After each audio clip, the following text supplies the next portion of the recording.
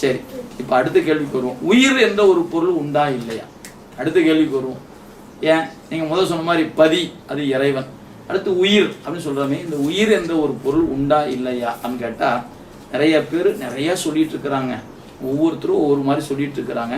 நீங்கள் நிறையா வகையில் கேள்விப்பற்றி உயிர் என்பது. சில பேர் சொல்லுவாங்க கடவுள் தான் உயிர், உயிர் தான் கடவுள். இன்னைக்கு நம்ம உலகத்தில் இன்றைய காலத்தில் இந்த கோட்பாட்டில் இருப்பவர்கள் தாங்க மிகுதியாக இருக்கிறாங்க. கடவுள் யாருன்னு கேட்டா நானே கடவுள் அப்படின்னு சொல்றவங்க நிறைய இருக்கிறாங்க. இது நீங்க தனித்தனியா ஆராய்ச்சி பண்ணிக்கோங்க. இப்ப இது சரிதானா அப்படின்னு கேட்டா முற்றிலும் தவறு. கடவுள் என்று சொல்லக்கூடிய இறைவன் வேறு, நாம வேறு. அப்படிங்கும்போது ஒரு கேள்வி எழும், அப்ப நமக்கும் அவனுக்கு என்ன தொடர்பு?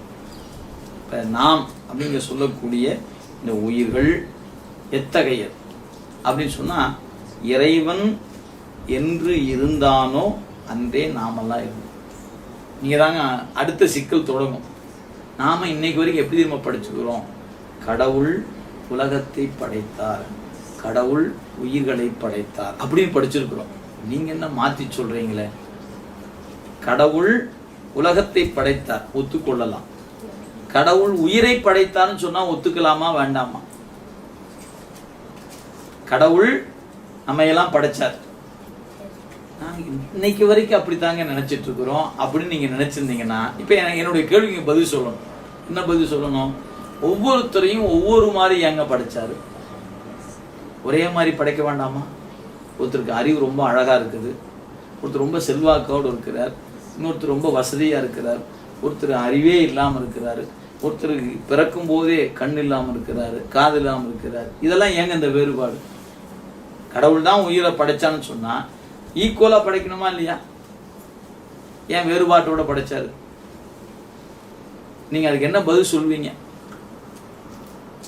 அப்படியே சொல்ல முடியும் உங்களால. அப்ப கடவுள் நம்மை படைக்கவில்லை. இப்ப அடுத்த கேள்வி, அப்புறம் நீங்க தான் சொல்லுங்களேன், கடவுள் நம்மளை படைக்கல, அப்ப நாம இருந்தோம்னா எப்படி அவனும் நாமும் ஒரே மாதிரி இருந்தோமான்னு கேட்டா, அவன் இருந்த பொழுதே நாமெல்லாம் இருந்தோம். அது எப்படிங்க அவர் இருந்த போதே நாம் இருந்தோமான்னு கேட்டா, நமக்கு தேவையான உடம்பு, உலகம் இதெல்லாம் தான் இறைவன் படைச்சு கொடுத்தாரே ஒழிய நம்மை படைக்கலை. இங்கதான் சைவ சித்தாந்தத்துக்கும் ஏனைய தத்துவ ஞானத்துக்குள்ள வேறுபாடு. மற்ற தத்துவ ஞானங்கள்ல குறிப்பாக ஒரு செய்தி சொல்லும் பொழுது கடவுள் நம்மை படைத்தார் என்று பிற சமயங்கள் சொல்லுது. அதை நாம் முற்றிலுமாக மறுக்கிறோம். நாம் எப்ப இருந்தோமோ அன்னைக்கே இறைவனும் இருந்தான். இதுக்கு நான் காரணம் சொல்ல போறேன். என்னென்ன இதுதான் காரணம் அப்படின்னு சொல்ல போறேன். ஏன்னா நீங்க இறைவன் நம்மை படைத்தான் சொன்னீங்கன்னா என்னென்ன சிக்கல் வரும் தெரியுங்களா? நம்மை எல்லாம் எதிலிருந்து படைத்தார்? இப்ப நீங்க ஒரு பொருள் இப்ப இதை பார்க்கிறோம்னு சொன்னா உங்களுக்கு என்ன தோணும்? இது கடிகாரம், இதனுடைய மூலப்பொருள் என்ன அப்படின்னு ஒரு கேள்வி இருக்குதுங்க. மூலப்பொருள் எதுனா என்னென்ன பொருள் இருந்து இது வந்துச்சுன்னு மாதிரி நாமெல்லாம் இப்ப வந்திருக்கிறோம். நாமெல்லாம் இறைவன் நம்மளை படைச்சான்னா எதுல இருந்து படைச்சானுங்க? நாம ஒரு கேள்வி வைக்கலாம். இப்படி சொல்லி வச்சுக்குவோம், தன்னிலிருந்து படைச்சிருப்பாரா அப்படின்னு சொன்னா, இறைவன் என்பவன் அறிவே வடிவமானவன். அறிவே வடிவமான இறைவனிடத்திலிருந்து நாமெல்லாம் அவன் தன்னிலிருந்து படைத்திருந்தா நாம எப்படி இருந்திருப்போம்? அறிவே வடிவா இருந்திருப்போம். நமக்கு அறிவே இல்லைன்னு நமக்கு தெரியும். அறிவே வடிவமான இறைவன்ட்டு இருந்து அவன் தன்னிலிருந்து படைத்திருந்தால் நாமும் அவனை போல அறிவுடையவனாகவே இருந்திருப்போம். அந்த அறிவு நம்மகிட்ட இல்லைன்னு நாம ஒன்றும் விளக்கம் சொல்ல வேண்டியதில்லை. உங்களுக்கு யாராவது சந்தேகம் இருந்தால் மட்டும் கேளுங்க. இல்லைங்க, இறைவன் அறிவும் என் அறிவும் ஈக்குவல் அப்படின்னு உங்களுக்கு யாராவது இருந்தால் நீங்க சொல்லலாம். அது ஒன்றும் சந்தேகம் இருக்குது யாருக்காவது? நம்ம அறிவுக்கும் இறைவன் அறிவுக்கும் ஏணி வச்சா கூட எட்டாது, அவருடைய அறிவுக்கும் நம்ம அறிவுக்கும். எனவே தன்னில் இருந்து படைக்கல. சரி, அப்ப அதை விட்டுடுவோம். அடுத்த கேள்வி, நம்மளை எல்லாம் ஒரே பொருள் இருந்து படைச்சிருப்பாரோ? என்ன சொல்வது, சம் எக்ஸ் அப்படின்னு வச்சுக்குவோம். அது பேர் சொல்ல தெரியல.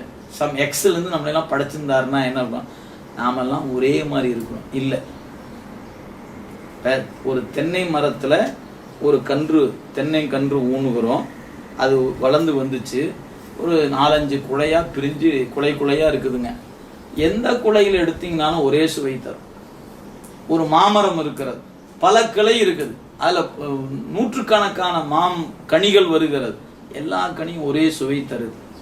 ஆனா ஒரு அம்மா அப்பாவுக்கு பெறக்கூடிய குழந்தைகள் ஒரே மாதிரியே இல்லையே. ஏன்?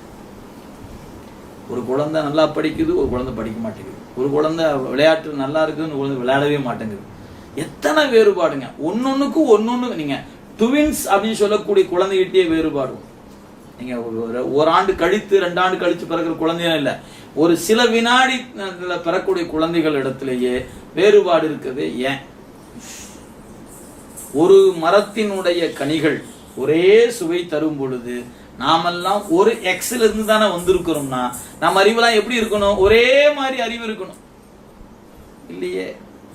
ஏன் இந்த வேறுபாடு? அப்ப நாமெல்லாம் ஒரு எக்ஸ்ல இருந்து வரலன்னு தெரியுது. அப்ப நாமெல்லாம் யாரு? தனித்தனி எக்ஸ். இவ்வளவுதாங்க விடை. நீங்கெல்லாம் தனித்தனியா, எல்லாருமே தனி. அவன் எங்கிருந்தும் நம்மை படைக்கவில்லை, தன்னிலிருந்தும் படைக்கவில்லை, வேறொரு பொருளிலிருந்தும் படைக்கல. அப்ப நாமெல்லாம் எப்படி வந்தோம்னாரு? அவன் இருந்த போதே நாம் இருந்தோம். அதைத்தான் தாய்மான சுவாமி சொன்னாங்க, என்று நீ அன்று நான் உன் அடிமை அல்லவோ. என்னைக்கு நீ இருந்தையோ அன்னைக்கு நான். என்று நீ அன்று நான். தாய்மானவர் தாங்க இந்த வரி சொல்றாரு. கடவுள் என்னைக்கு இருந்தானோ அன்னைக்கே நாம் இருந்தோம். நாம் கடவுளை உருவாக்கி கொள்ளவில்லை, கடவுள் நம்மை படைக்கவில்லை. இதான் சைவ சித்தாந்தம். அப்ப கடவுள் இருந்த போதே நாமும் இருந்தோம், நாம் இருந்த பொழுதே கடவுள் இருந்தார். சரி, நாமும் இருந்தோம் அவனும் இருந்தோம்னா ஒரே மாதிரி இருந்தோமா? இல்லை.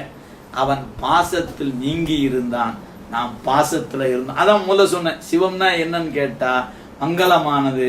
மங்களம்னா என்ன? அனாதியே பாசத்தில் நீங்கி நிற்றுன்னு சொன்னோம் இல்லைங்களா? அந்த பாசத்துல நீங்கி நின்ற பொருள் சிவமாயிற்று, அந்த பாசத்துக்குள்ள கிடந்த பொருள் பசுவாயிற்று. அப்ப நாமெல்லாம் எங்க இருந்தோம்னு கேட்டா பாசத்தில் இருந்தோம். அவன் பாசத்துல நீங்கி நின்றான், நாம பாசத்துக்குள்ள இருந்தோம்.